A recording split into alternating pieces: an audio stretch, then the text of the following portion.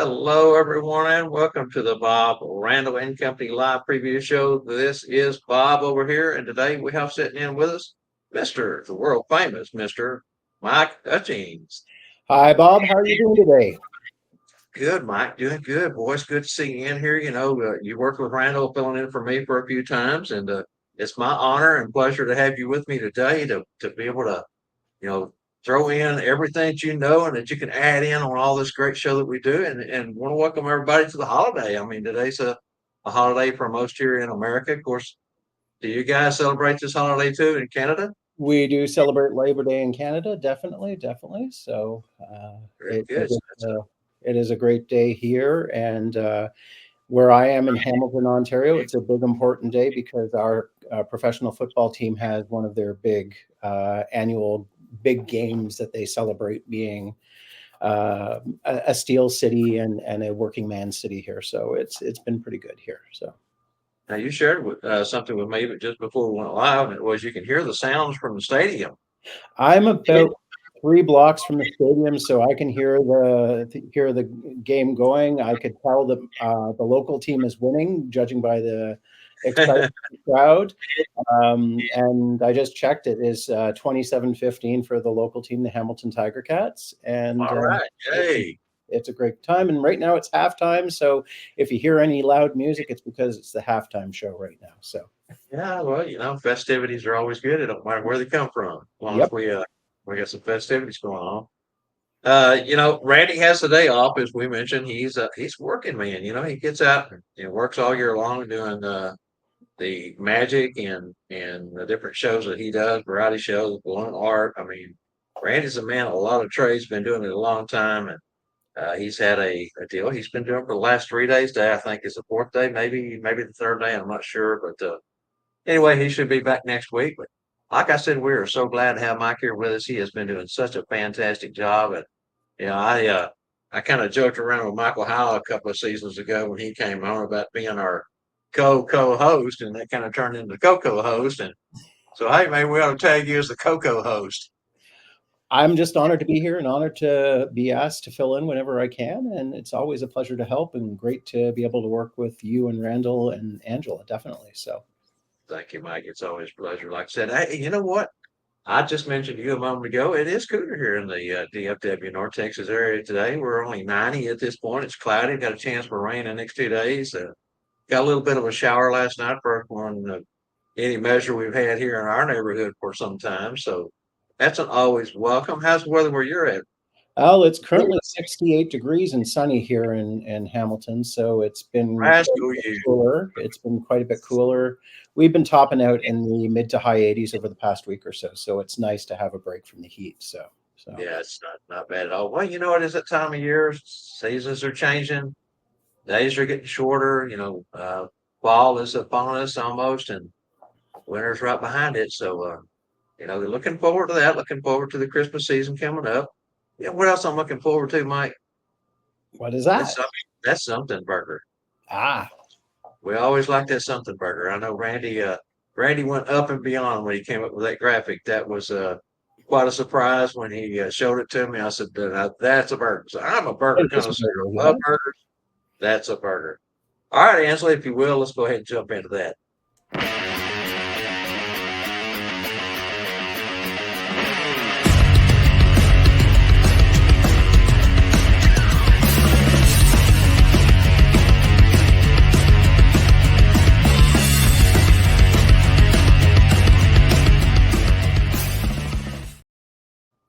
As is customary here on the Monday show, we always let Randy go first. And Mike being here today, we're going to let him go first today with the first question.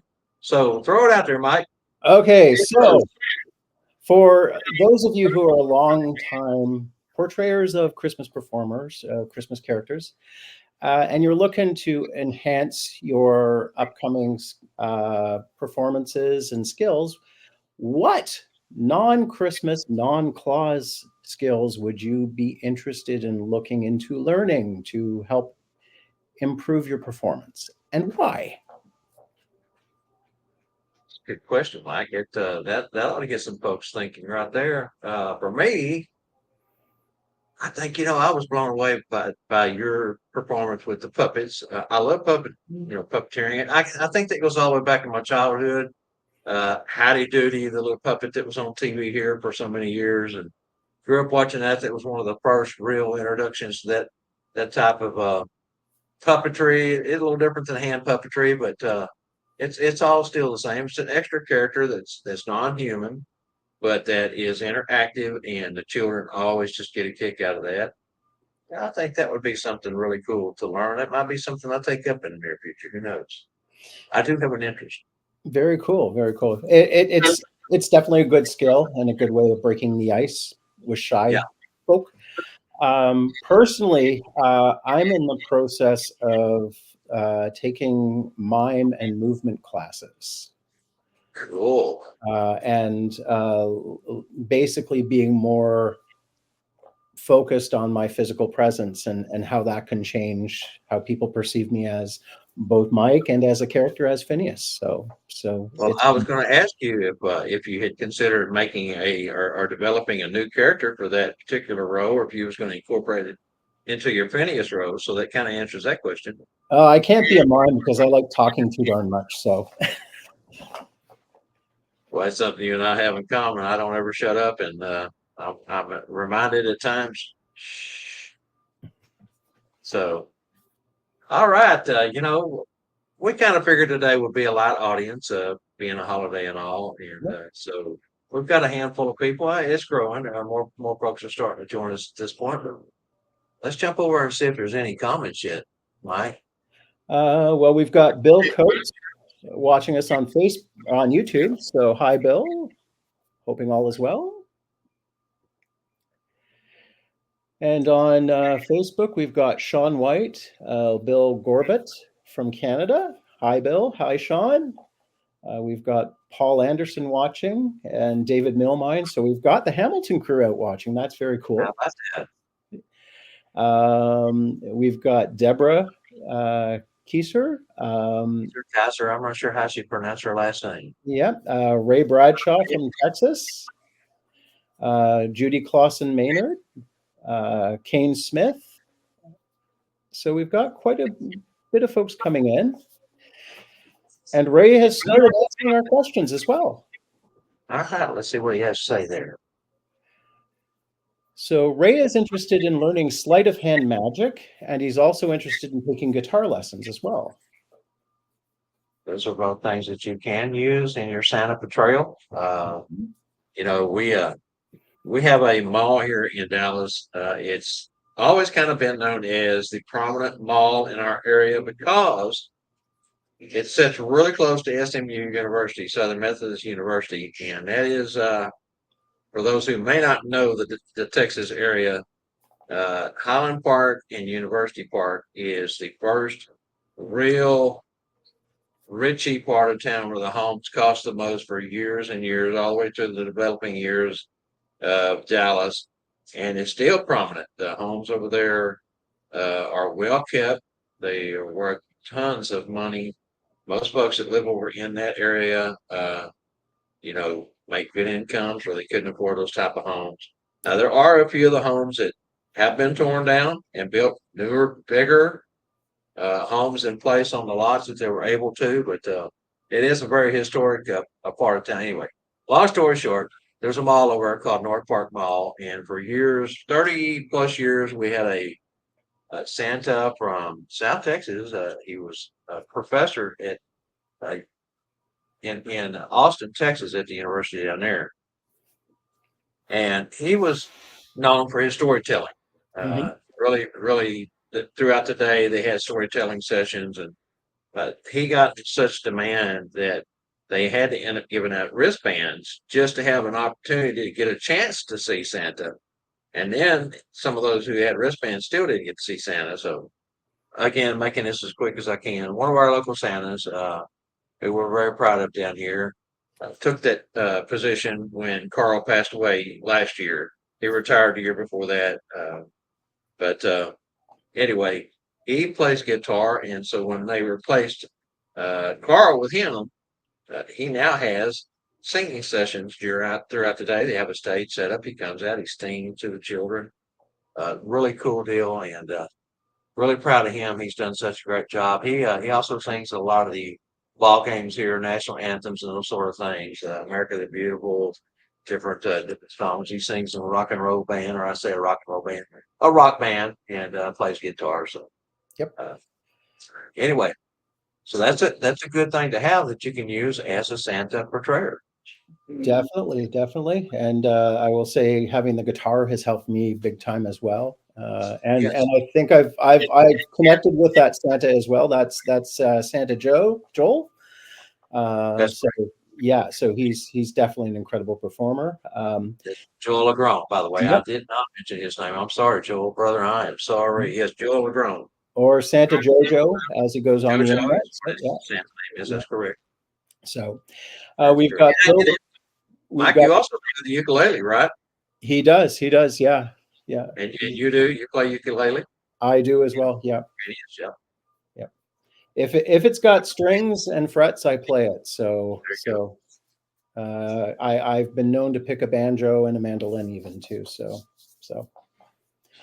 we've got Bill Gorbett saying that he's interested in learning magic and American Sign Language as well. And I think that's probably two of the most sought after extra skills that a lot of guys are into now, especially the ASL. yep, You know, there's not a lot of times you're going to use it. But how wonderful is it when you do need it and you have at least some simple Christmas terms that you can use? I know I grew up with a family down the street here that went to school with the Slady's sons, and when I had my barbecue restaurant, she would come in and we had to take pad and paper and write out everything, and it was kind of a process because I didn't know ASL, and I always thought to myself, how cool would it be to pick that up, have it. yeah, having ASL or any language, I can imagine knowing some good Spanish terms in your neck of the woods would definitely be helpful. Yes, yes. Up here in Canada, knowing French is very useful as well as ASL. And I'm also learning Spanish as well because we are having an increasing number of the Latino community coming up into Canada as well. So Well, that and it's changing, all over North America, really. yeah, It say Canada and the United States being North America, but you're in the DFW area now, North Texas, or probably most of Texas. The Hispanic population is the largest population now, yep, and I know that as well as you do, because you were in San Antonio with us back in February for Northport Cornerstones.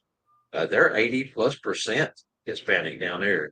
Of course, it being closer to the Mexican border, that's part of the reason why. But their heritage has always been that. And remember the Alamo, it yep. was all Mexican territory prior to the Alamo that was taken back to the land. Of course, Texas was a gigantic state that encased a big portion of the desert Southwest at one time, and that was all Mexican territory back a couple hundred years ago or more. So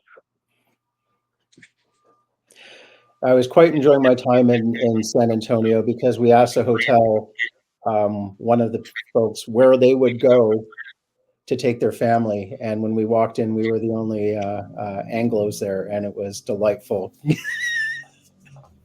But you know what? And that's something you really have to mention about San Antonio is yes, it's a dominantly Hispanic community now, but there was nowhere that I felt threatened or felt bad or felt even out of place. I mean, I felt safer there than a lot of other cities that I have traveled throughout the United States, even further north. So Indeed. I mean, it's really a friendly, touristy type of atmosphere down there with the Riverwalk and the Alamo and all the different sites. They got one of the top zoos in the nation, and Yep. it's a wonderful city to visit. Yep. And now we've got Bruce, Dr. Bruce, who has joined us. We've got Santa Jeff B. Randy Neely has joined us. So welcome to all of you. So good to see you. And David Belmont, you didn't mention your working partner, David. He is here with us, as is Santa Mel from Michigan. So hi, Santa Mel. Hello, sis. How are you? All right. Again, magic has become something that a lot of Santas are sleight of hand. I do a little sleight of hand trick that always works well, but a lot of the guys, the masters that do that type of thing will tell you, it's all in the setup. Yep. And if you don't set it up first correctly, practice, practice, practice, and then the delivery is everything. And Yep. sleight of hand can be fun. It can be deceiving. Folks will stand there with their bottom jaw hanging on the floor saying, "How did you do that?" And in my case, it's such a simple little trick, again, set up ahead of time. And, but it really plays well. And so that's my one magic trick I can do, and I stand by it. So I can produce a coin out of the ear or the back of the head or something, and that's all I really need to do. I tell So you what, though, the kids always love it. Even as a child, I always yep. was fascinated by that. And I'll tell you someone who was really, really good at that, and that was Gordon Bailey. Hmm. He tried to teach me and my granddaughter. One night we sat in here for a couple of hours. I guess I'm just not coordinated enough to get those fingers working the correct way. With my sleight of hand, it's all palm. Yep. So it's not so much about the fingers as it is just getting the right placement. But anywho, all right.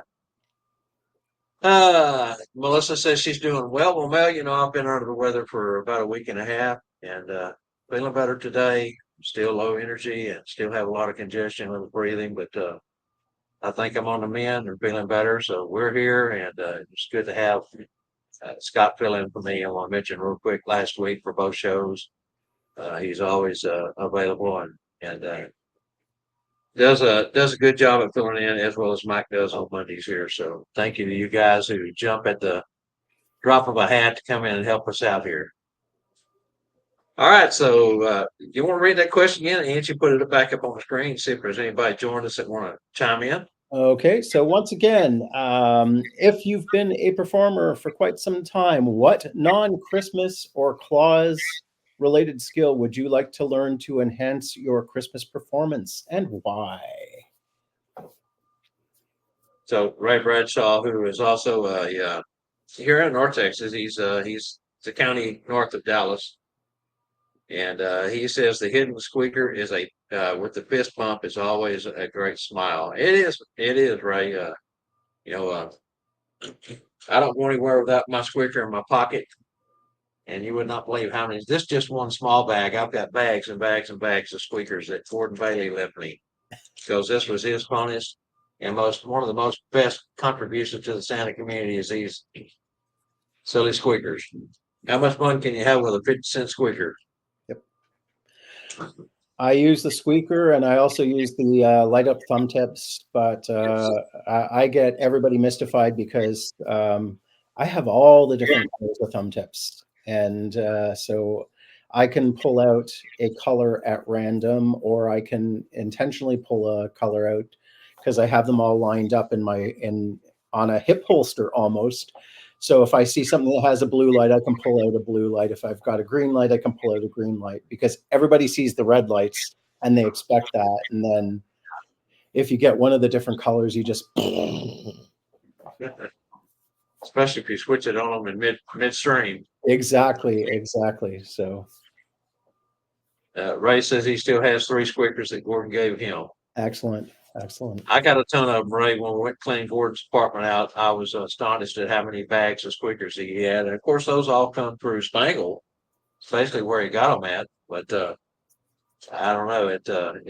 I don't know what he thought he was going to do with all those squeakers. I know that we always give them out in class.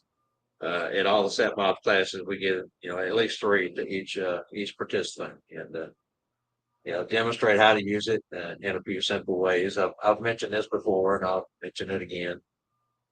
Gordo, which is Gordon's sock monkey, was how he first started developing the squeaker with the squeaker in his glove, and would squeak the monkey, and the monkey and him would interact as an extra character. So I keep him right here with me, so that when I look up, Gordo is with me, and it's a piece of Gordon that I have near and dear to my heart. So, Wonderful. all right, I think we went through that one pretty well. Mike, it was a great question. I like that one a lot. So, Let's go ahead and jump into this next one. This next one's not going to be quite as simple because, you know me, I'm a man of few words. So let's see if we can get this thing started. When interacting with adults during the holiday season, do you prefer to say Merry Christmas or Happy Holidays? Do you try to remain neutral, considering you may not know their holiday affiliation, whether they're Christian or atheist, or follow another belief system? It's important to consider whether your audience is religious or secular. Additionally, which celebration do they observe? You have Kwanzaa, Hanukkah, or any other holiday as far as that goes. There's so many now that are celebrated in the United States being a melting pot.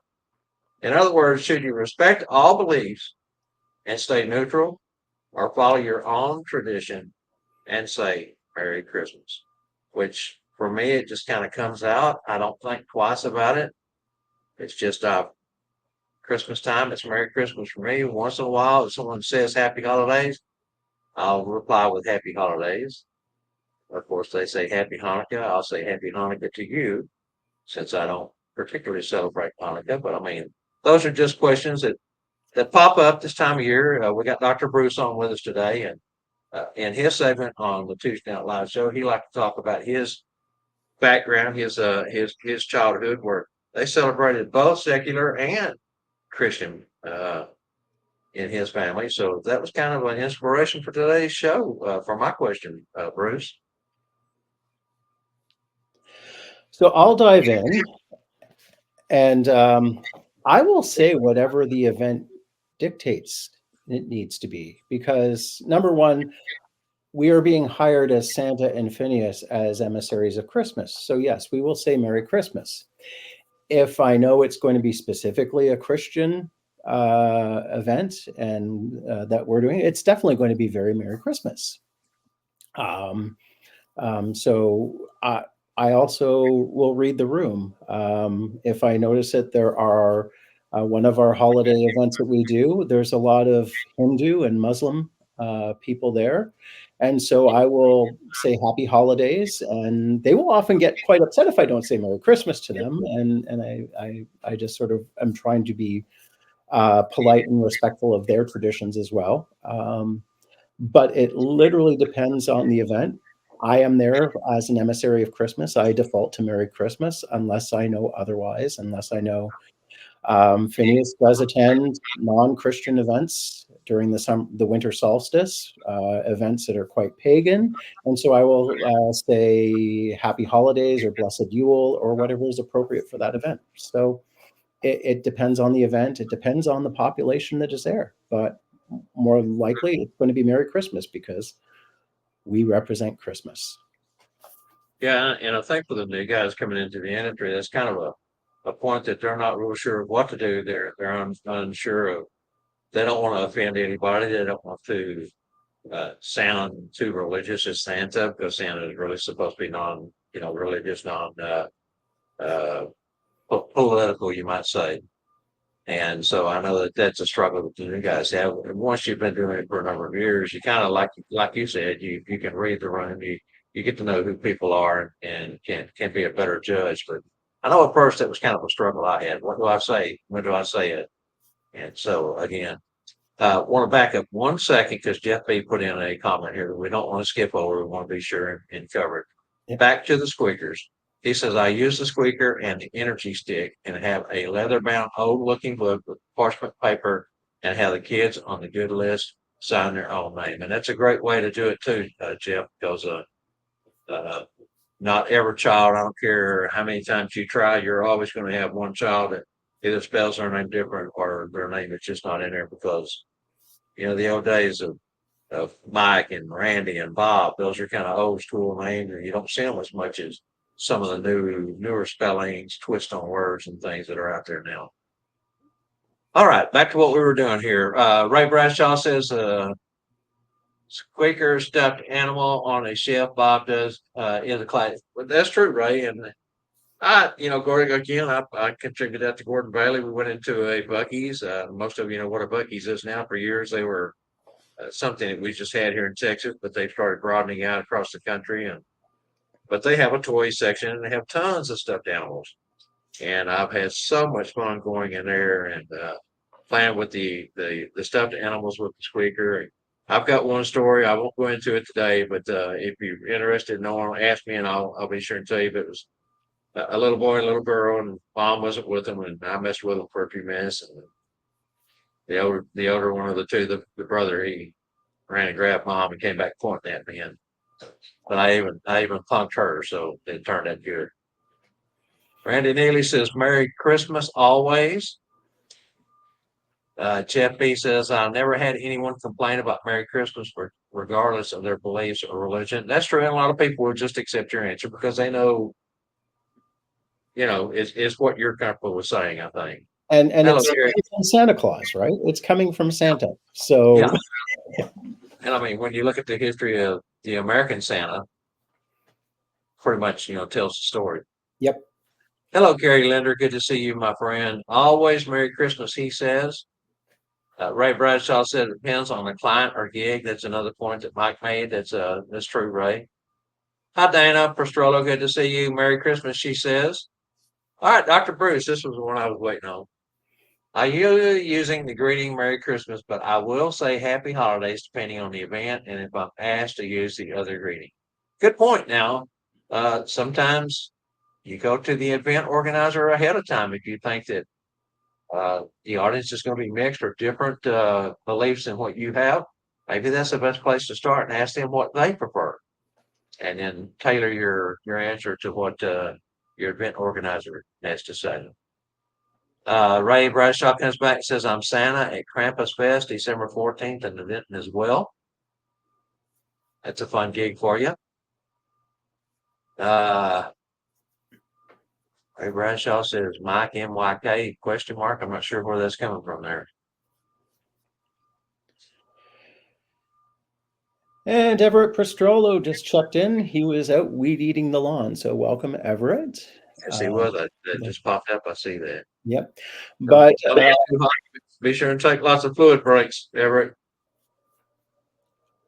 But I will say that even in the Christian faith communities, that there are different ways of greeting as well. We have a large group from Jamaica and the islands, and they come from a more British tradition, and they usually use Happy Christmas rather than Merry, and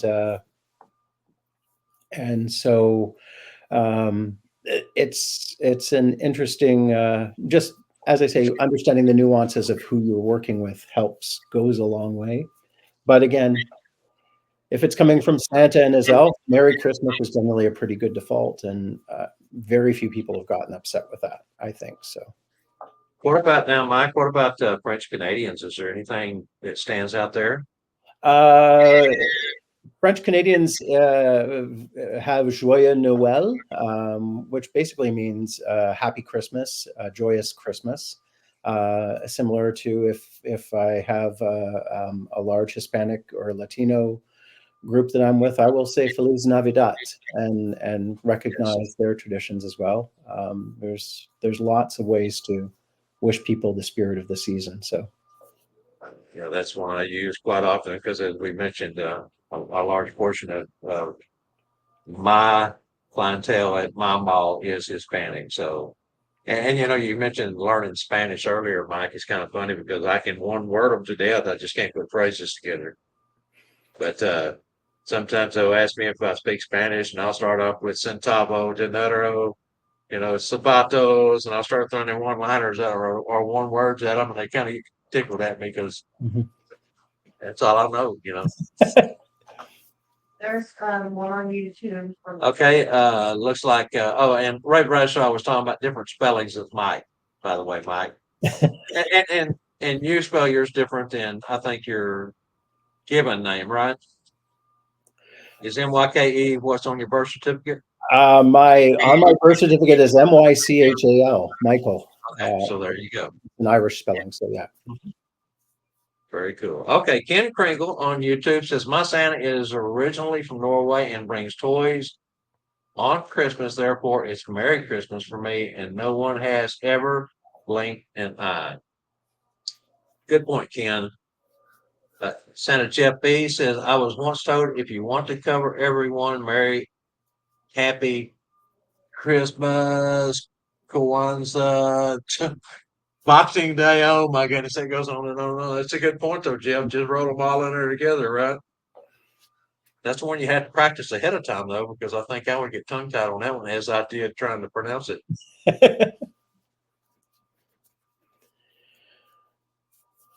All right. Fantastic, Mike. I think we've gone through those. I don't see any others coming in at this point. I That's don't. always a great segment. I love that first part of the show each week because of this and the participation from those who's watching. And we want to thank everyone for taking a few moments away from their holiday today to come in and join us for a short bit. We're going to try to keep the show a little bit shorter today because of it being a holiday and all. But anyway, thanks everyone for joining us again today. We appreciate your support for sure. All right, are we ready to move on to SantaClaus.org and get this trivia question going and see if we can give something away today? Hey everyone, Angela Mack here for Bob, Randyl, and Company Live, the show about nothing. Season 3 of Bob, Randyl, and Company Live is brought to you by santascloset.org, where you can find all your accessories for the discriminating Santa, Mrs. Claus, and the elves. Visit Santa Wade's website at santascloset.org today, where they are known for delivering unique, value-packed Santa and Mrs. Claus accessories since opening in 2004. The goal has always been to provide both a superior customer experience at a tremendous value. Their products are fairly priced, and Santa Wade strives to bring many different products to the Claus community. Visit the website and make your next season a truly special one. This is Angela Mack reminding you all to catch our show every Monday at 3 p.m. Central. Thanks for watching. Now let's get back to Bob, Randyl, and Company Live and today's Monday Santa's Closet Trivia. All right, we just want to let everyone know that we appreciate SantaClaus.org. I had a good conversation this last week with Scarlett and Wade. Wade was in the background, but he was chiming in at times. They are going to be up in the Michigan area for the C.W. Howard Santa school that they have up there each year. They've been going ever since taking over Santa's Closet. And they've got a special location that they're going to be at. They're not going to be in the vendors extravaganza that's being put on. They will have a separate place, and I will have that address and times that they will be available coming up just as quick as I get that put together. All right, Mike, today is Monday Fun Day Trivia. We're going to go with believing. We kind of started doing these Christmas quotes, and there's kind of been a theme to each one that I've used over the past few weeks, and this week's believing. So I'm going to let you go ahead. Well, I will remind folks that, of course, you get a prize from SantaClaus.org if you are the winner of the answer, and your name goes into the hat for the NPC 2025 scholarship drawing. And before we get away too far, we want Mike to remind folks that he also has a scholarship available. You want to tell them about that before we go any further? There is another scholarship available that is available for hopefully a Canadian request, and the scholarship will pay for your tuition to North Pole Cornerstones. You are responsible for your own travel and hotel. And it is just for somebody who is interested in improving their skills as a holiday performer and wants to take the next step beyond the big red chair and wants to get into more performance-based. So hit me up on the social medias and we can talk if you're interested in this one. Mike was a recipient of one of our NPC scholarships last year, and he's so graciously kind to pay that forward with a scholarship this year. And so at that point, the question's been up on the screen for a couple of moments. Mike, if you want to go ahead and read those, we'll be happy to see if we can play along here. Okay. So the first, we are looking for the movie and the year for each question, and we're looking for both of them. The first one is, the quote is from what movie? Faith is believing in things when common sense tells you not to. And the second quote is, Seeing is believing, but sometimes the most real things in the world are the things we can't see.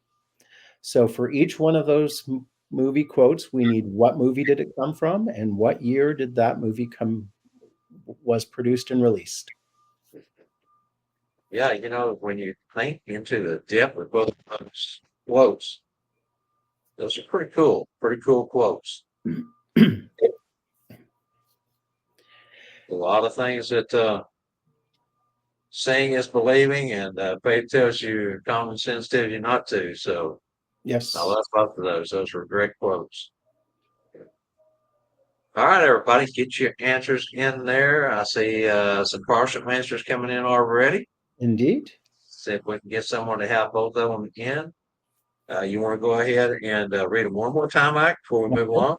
So the quote from the first movie is, "Faith is believing in things when common sense tells you not to."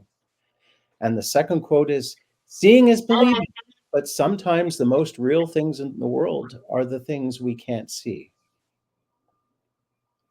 So I see some answers, but we need both movies and both release dates. That's correct. That's correct. Okay, you guys work on that. In the meantime, Angela is going to play our Talbot Insurance Services promo today.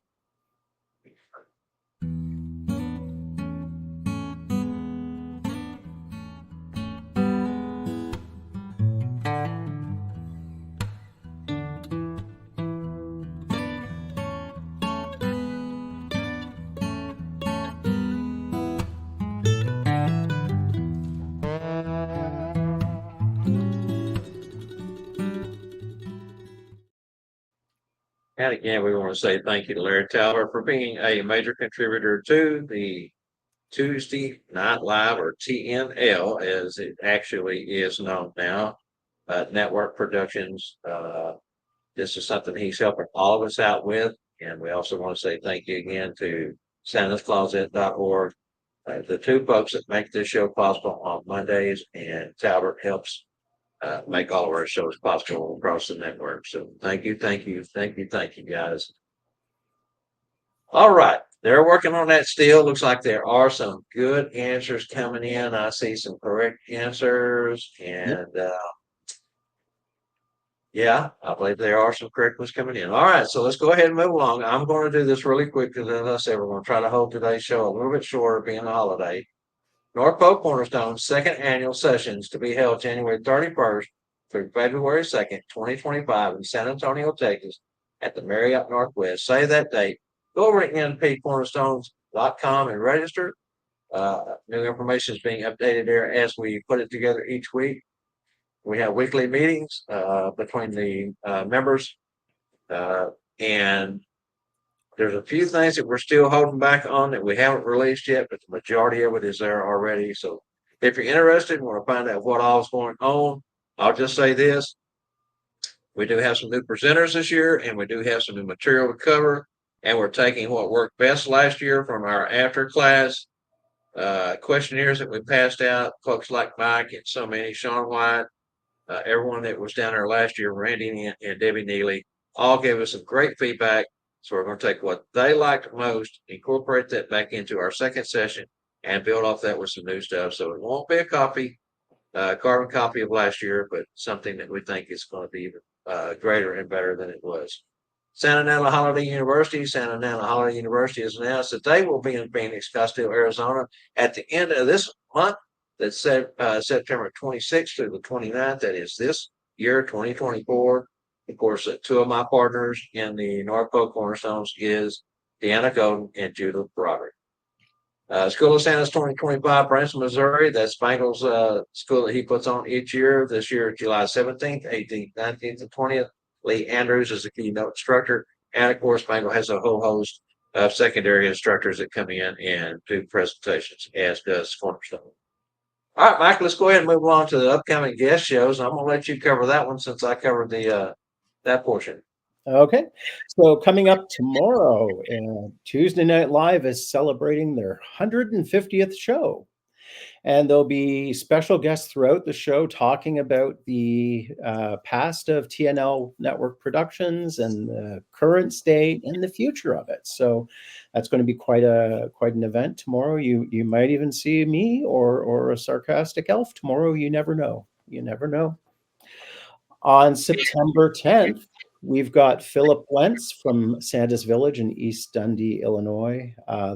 Philip doesn't come online often to talk, so that is quite a special event. I'm looking forward to hearing what Philip has to say, and the state of how he feels things are going.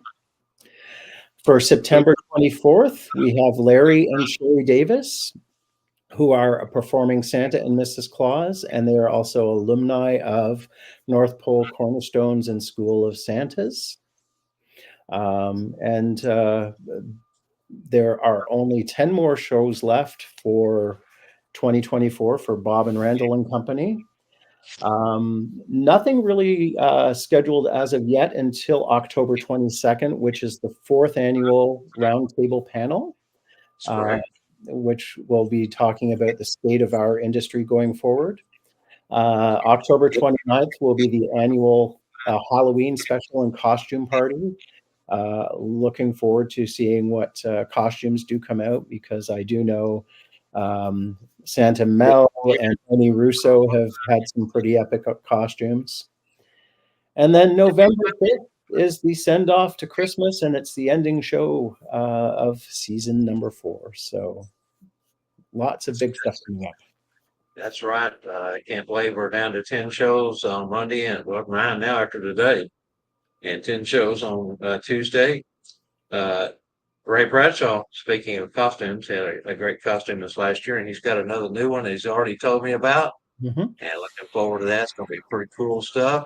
Now, there was one other that I did add, Mike. I told you earlier before the show started, I hadn't had any, but I forgot I did. September 17th.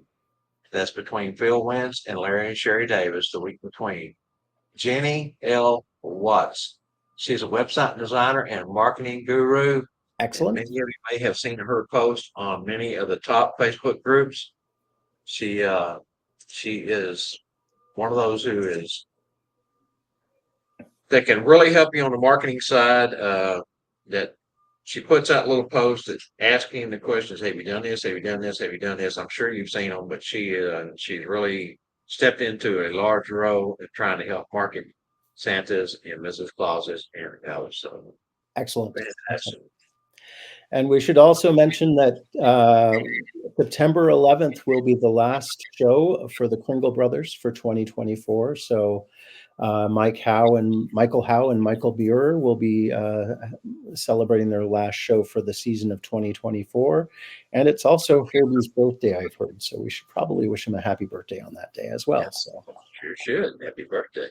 And we have asked Michael and Herbie both to come on tomorrow night's show also.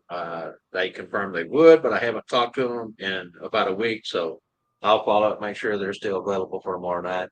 What we're kind of going to try to do tomorrow night is talk about where TNL has came from, where it started, where it's going, and maybe each one of us pick out a segment or two during the last 4 seasons that stood out to us, and talk about that for a moment. What was a great teaching moment that we found along the way that might have helped us. Okay. What Mr. Trivia is here. we have. Yep, AJ has joined us, as has Jerry Keel as well. So good to see both of you. Fantastic. Ray says Papa the Third will be there, so that's the character that he's working on, and it'll be pretty cool. Yep.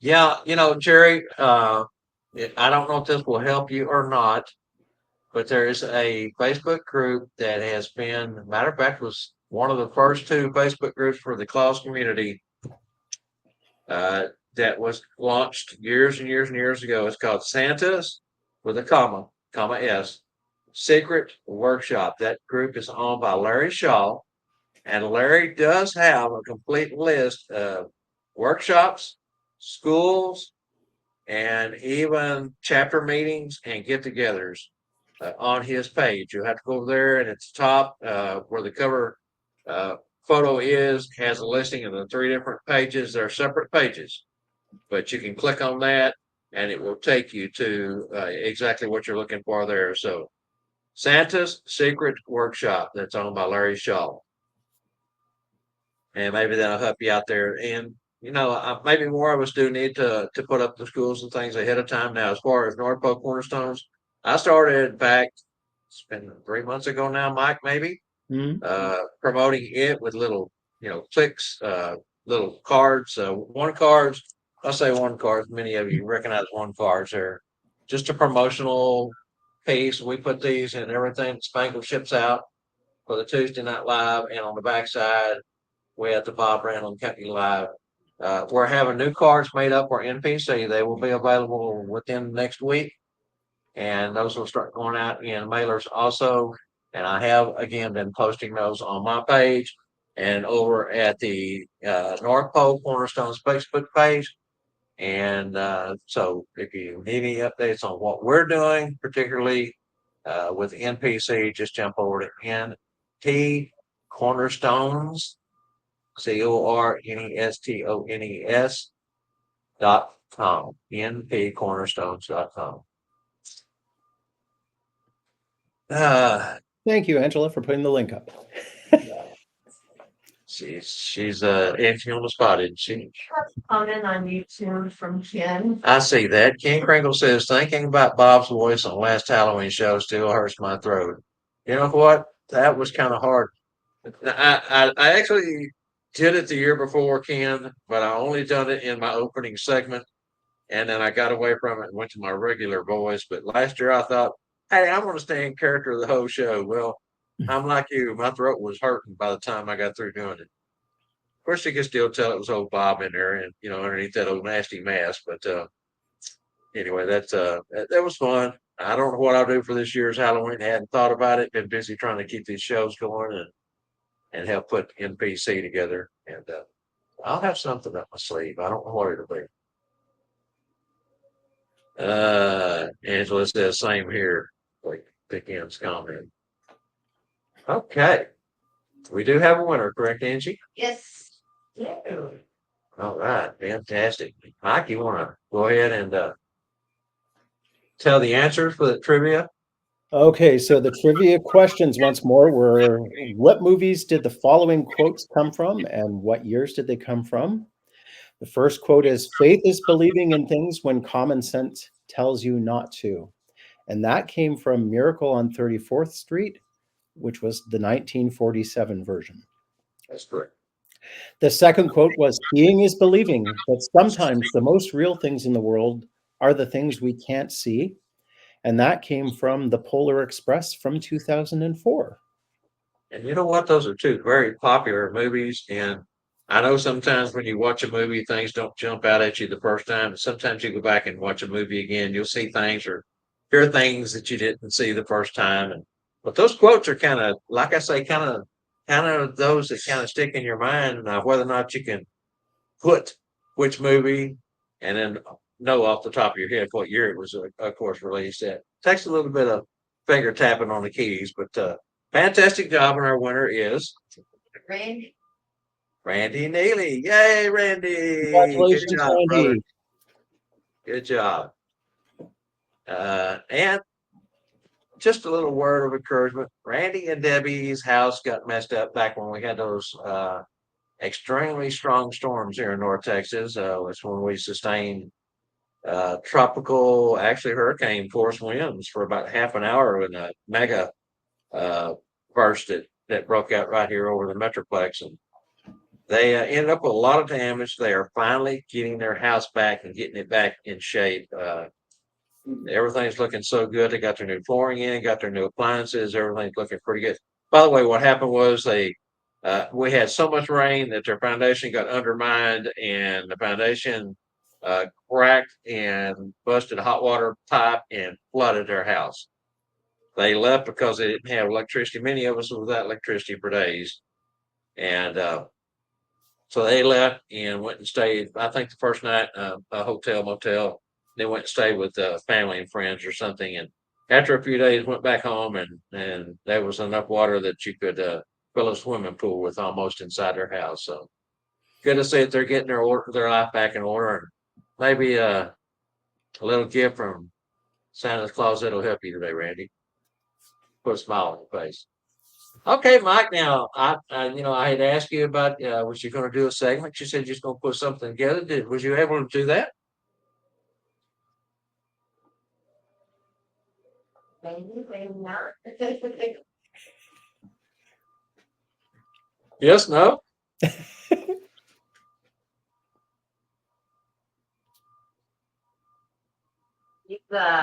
What do they call those things? A mime. Yeah. Who's miming to us right now?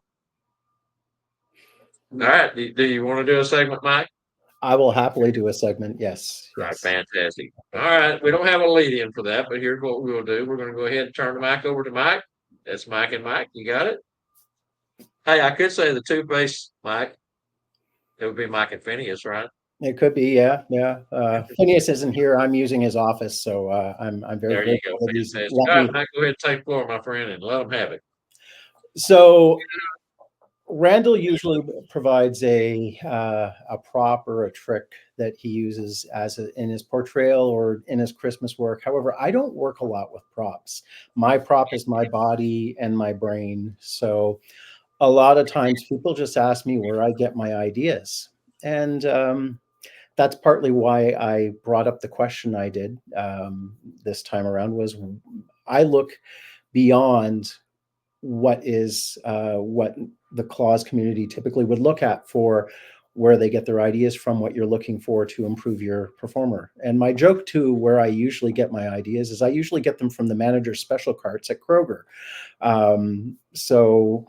But I do a lot of reading. I do a lot of watch a lot of videos, and I go shopping a lot. The joke about going to the manager special cart at Kroger is somewhat of a joke, but it's also got a kernel of truth, because you go to the manager special carts at whatever store you've got, you never know what you're going to see, and I often do that. I will go to a Michael's craft store, or go through the craft department or toy department at a Walmart, and just sort of look at ideas, and I look at them through the eyes of a Christmas performer. And so if you find something that can light up, or the big famous one is the Minions fart gun that a lot of folks have used in their storytelling. That goes back several years to Steve Gillum and Sal and his book about that. But I also look at other books from other entertainers to help spur on my creativity. And this is an old chestnut. Everybody looks to The Artist's Way by Julia Cameron, and it's almost 30 years old at this point, and it's a remarkable way of spurring on your creativity. If you're looking for more entertainer type based ideas, I will highly recommend, and this is an entertainer from Alabama. His name is Steve Trash. He's a family entertainer. And the book is called Finding Your Light Bulb. And it's a remarkable work, because it basically talks about how to find how unique you are, so that they can only ask for you to do what you do. And I think I've taken that and run with Phineas, that there aren't a whole lot of people who do what Phineas can do. And that's what I focus on when I coach people and help them, is help people focus on what makes them uniquely themselves as a performer. And I look at other items, other performers, and for ideas. Another book, which unfortunately is out of print, but you can get it as an audio book, and I'll give the link on the Tuesday Night Live show, A Guide to Unique Clowning by Dave Bartlett. Let's just erase the word clowning, and it's a guide to unique performing. And it talks about how to find the unique performer within yourself. And David Bartlett is a former school teacher with well over 50 years of performance. He's been a designer bearded Santa for nearly 53 years at this point. And it's a remarkable work about finding the unique performer within yourself. And that's what I try to do is when I talk to folks is I like to get to know who they are as a performer. You know, if you're a Santa, who you are as a Santa. What is your Santa like? What is your Mrs. Claus like?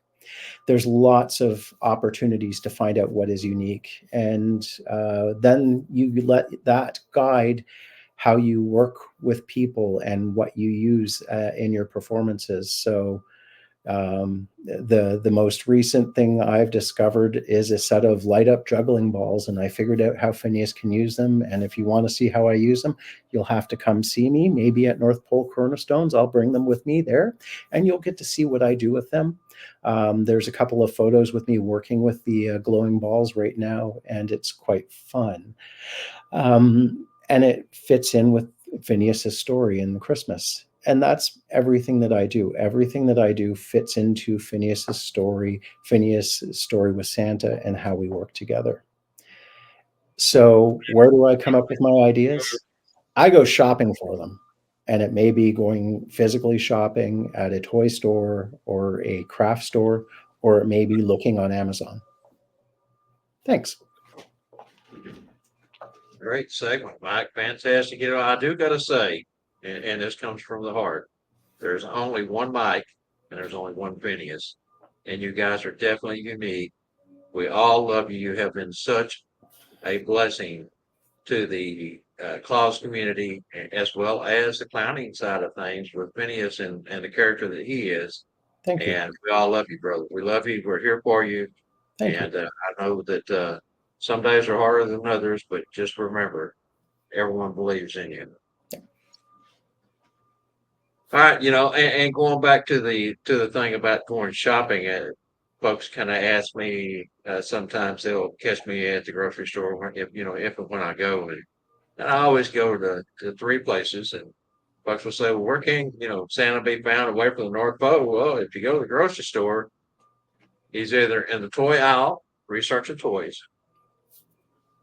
he's in the cookie aisle seeing what kind of new cookies are out and they ought to have, and he's in the hair care aisle checking out the newest and neatest things for hair care. Yeah, so three places Santa can be found away from the North Pole.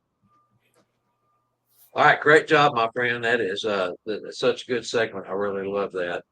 Okay, And, let's as I go said, ahead. I'll put the links for the books and everything in the chat for this on the Facebook page. So Thank you. That way folks can go check it out, maybe buy a copy of those or get the audio book as you mentioned on the morning. yes, indeed. All right, let's go ahead and jump into our Santa's Vintage Toy Vault. This week, we jump back to the 1950s again. We've tried 50s, 60s, 70s. Let's go back to the 50s and do that one more time. You ready, Angie?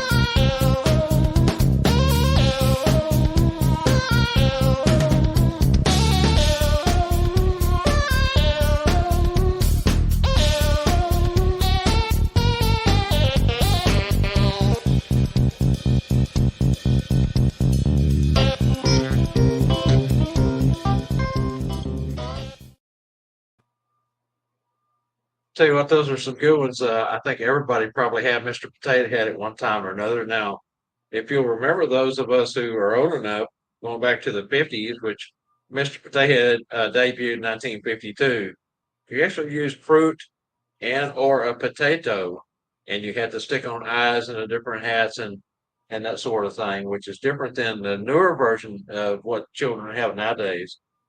The three-coin register bank, I was fascinated with that thing. I don't know why.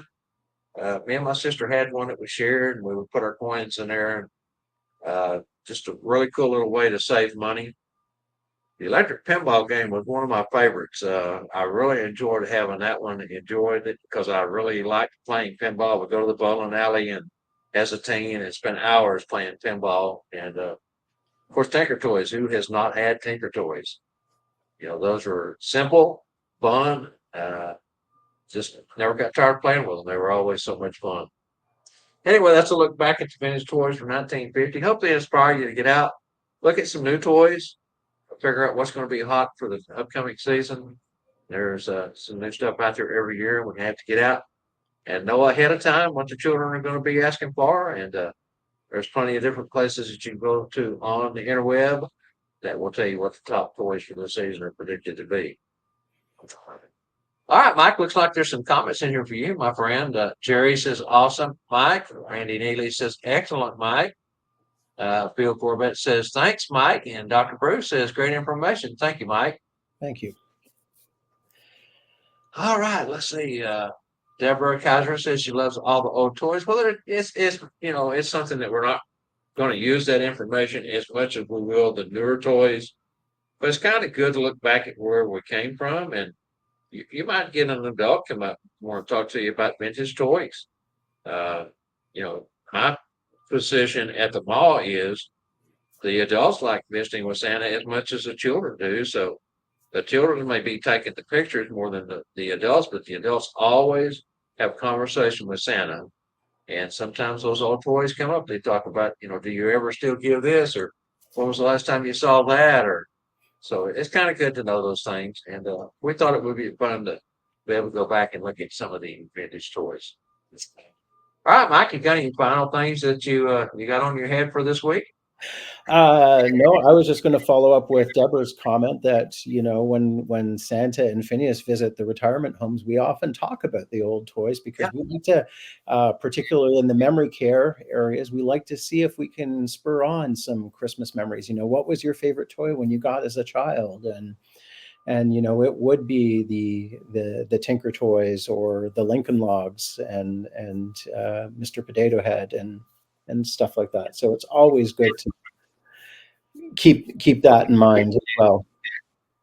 But I've got not much else to say. I'd just like to thank you once again for asking me to co-host. It's always an honor and a privilege to work with Angela and yourself and Randyl. Thank you very much, Bob. It's great to know.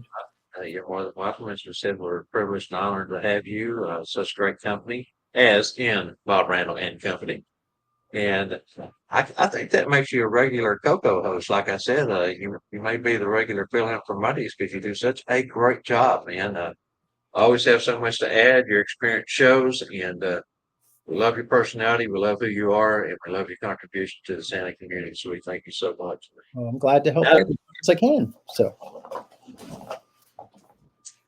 All right, don't tune in to TNL Network Productions' complete lineup of shows. Well, as sorry, Mike.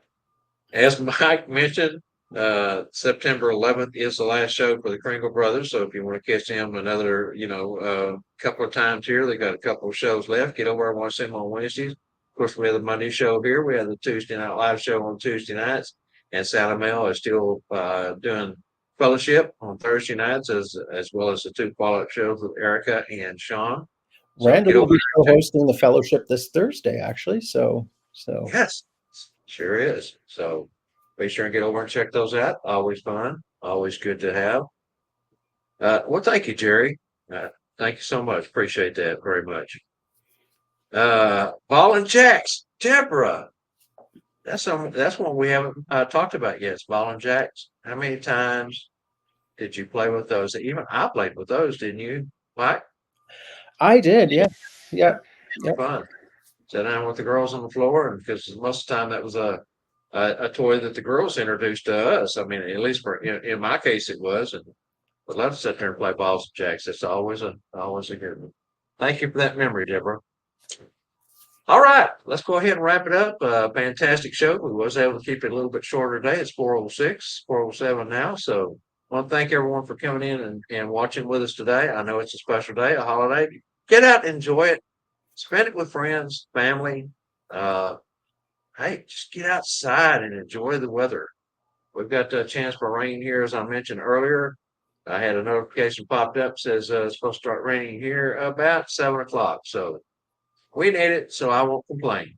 Thanks, everyone. We will see you tomorrow night. Don't forget, tomorrow night is our 150th show for TNL for the Tuesday show. You know, we've had equally a number of shows here. There's always a Monday show as long as there's a Tuesday show. And so when you take that into consideration, you look at all of the outside events that we've done that wasn't considered an episode. We've done over 320, 25, 30 shows in 4 seasons. So we're proud of that. It's quite an accomplishment. It's been a labor of love, of course, trying to keep the topics going, content going, keeping you guys interested in coming back week in and week out. And we thank you for your support. Everyone have a great day. All right. Thank you again, my friend. Thank you very much, Bob. Everybody have a good day. All right. Thanks, everyone. We'll see you next time.